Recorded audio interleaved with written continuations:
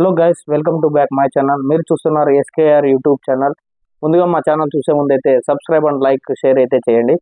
ఈ వీడియోలో అయితే నేను చాలా రోజుల తర్వాత అయితే వీడియో చేయబోతున్నాను. ఈ వీడియోలో మనకి ముందుగా 7 days లోన్ యాప్స్, అంటే లోన్ యాప్స్ అనేది అందరూ చూసింటారు. దాంట్లో నేను 7 days లోన్ యాప్స్ గురించి అయితే నేనైతే దాని గురించి డీటెయిలింగ్ మీకైతే ఎక్స్ప్లెయిన్ చేయబోతున్నాను.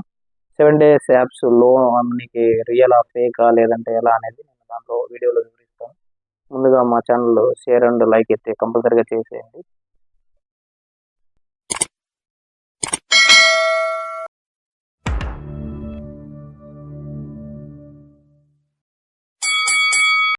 హలో గైస్, ఈ 7 days లోన్ యాప్స్ గురించి అయితే తెలుసుకున్నాం.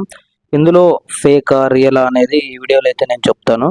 ముందుగా ఈ యాప్లో స్కోర్ ప్రో యాప్ అయితే క్రెడిట్ మేనేజర్ అని అయితే ఉంది. ఈ యాప్లో కంప్లీట్గా ఎలా వర్క్ అవుతుంది అనేది అయితే నేను ఈ వీడియోలో చెప్తాను. ముందుగా మన ఆధార్ కార్డ్ అనేది తీసుకుంటారు. ఆధార్ కార్డులో వచ్చి మన కంప్లీట్గా డీటెయిల్స్ అన్నీ ఎంటర్ చేసుకున్న తర్వాత నెంబర్ కావచ్చు అలాంటివన్నీ డీటెయిల్స్ తీసుకొని, అలాగే పాన్ కార్డు డీటెయిల్స్ తీసుకుంటారు. డీటెయిల్స్ తీసుకున్న తర్వాత మనకు మేజర్గా మన bank account details, IFSC code కావచ్చు, లేదా మనకి పిన్ నెంబర్ కావచ్చు, ఇలాంటివన్నీ తీసుకొని, లేదంటే ఫోన్పే ఇలాంటివన్నీ వాడుకొని ఇలాంటివన్నీ చేసుకున్న తర్వాత మనకు నెక్స్ట్ స్టెప్ వచ్చి అలౌ యాక్సెస్ అనేది ఉంటుంది, అలౌ డినే అని ఉంటుంది. దీంట్లో మనము మేజర్గా తప్పు చేసేది ఏమంటే అలౌ యాక్సెస్ కొట్టేస్తాం. అలౌ యాక్సెస్ చేసిన తర్వాత మన డేటా అనేది వానికి వెళ్ళిపోతుంది. వెళ్ళిపోయిన తర్వాత మనకు మన కాంటాక్ట్ డీటెయిల్స్ మొత్తం అన్ని వానికైతే వెళ్ళిపోతాయి. యాప్లో వెళ్ళిపోయిన తర్వాత ఆ డీటెయిల్స్ అన్ని వెళ్ళిన తర్వాత మన అకౌంట్లోకి అమౌంట్ అనేది వాళ్ళు వేస్తారు.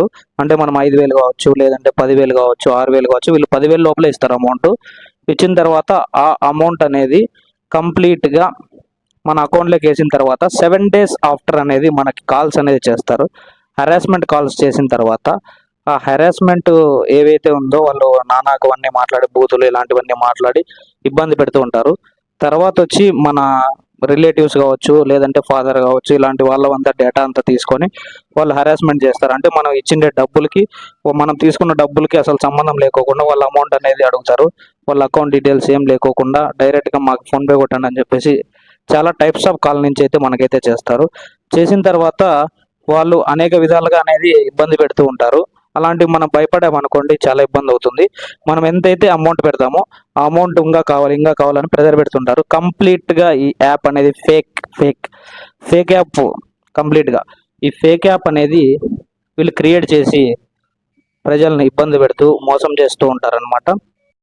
భయపెడుతూ ఎవరైతే అమౌంట్ ఇస్తారో వాళ్ళకి ఇంకా ప్రెజర్ చేస్తూ వాళ్ళ దగ్గర నుంచి ఎంత అమౌంట్ కావాలో ఇదంతా హ్యాక్ చేసుకుంటూ ఉంటారనమాట. వీళ్ళ యాక్సెస్ అంతా హ్యాక్ చేయడమే. వీళ్ళు కంప్లీట్గా ఈ యాప్ నుంచి అయితే హ్యాక్ చేసేసి ఇబ్బందికి గురి చేస్తూ ఉంటారు.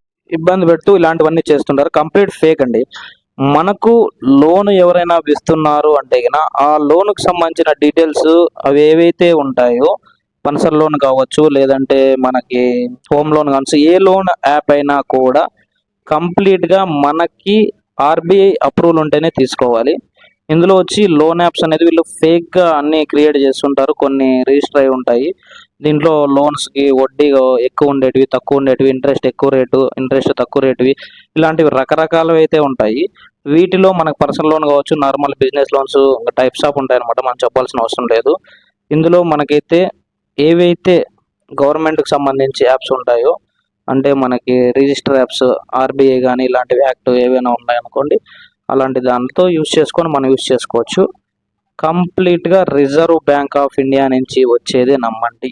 ఇలాంటివి ఫేక్ యాప్స్ అయితే నమ్మకండి. Reserve bank of India approval ఇస్తే దానికి మీకు వడ్డీ ఎక్కువ ఉందా తక్కువ ఉందా అనే సంబంధం అయితే లేదు. కంప్లీట్గా ఈ యొక్క రిజర్వ్ బ్యాంక్ అయితే ఏదైతే ఉంటుందో అప్రూవ్ ఇచ్చిన వాటి యాప్స్ మాత్రమే వాడాలి. అవి వాడుకొని మీరైతే దీని నుంచి ఇలా చేసుకోవాలని చెప్పి నేను మనస్ఫూర్తిగా చెప్తున్నాను. ఆర్బీఐ అప్రూవ్ ఉండేటివి మాత్రమే వాడాలని చెప్పి చెప్తున్నాను. ప్లస్ ఇంకోటి ఏమంటే మనకి ఈ యాప్ అనేది యూజ్ చేసేటప్పుడు కూడా యూజ్ చేసుకోవాలి. అవేర్నెస్ కోసం మాత్రం మీకైతే ఈ వీడియో చేయడం జరిగింది.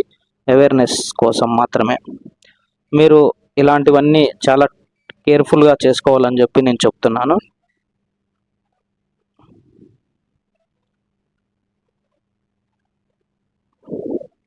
దీనికి నెక్స్ట్ వీడియోలో మనము ప్రాబ్లం అండ్ సొల్యూషన్ గురించి అయితే చెప్తాము.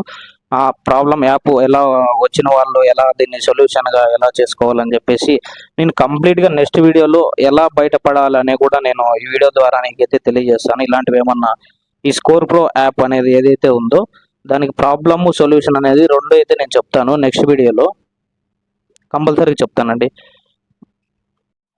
నెక్స్ట్ వీడియోలో ఫుల్ అప్డేట్ ఇస్తాను ఈ స్కోర్ ప్రో యాప్ గురించి అయితేను.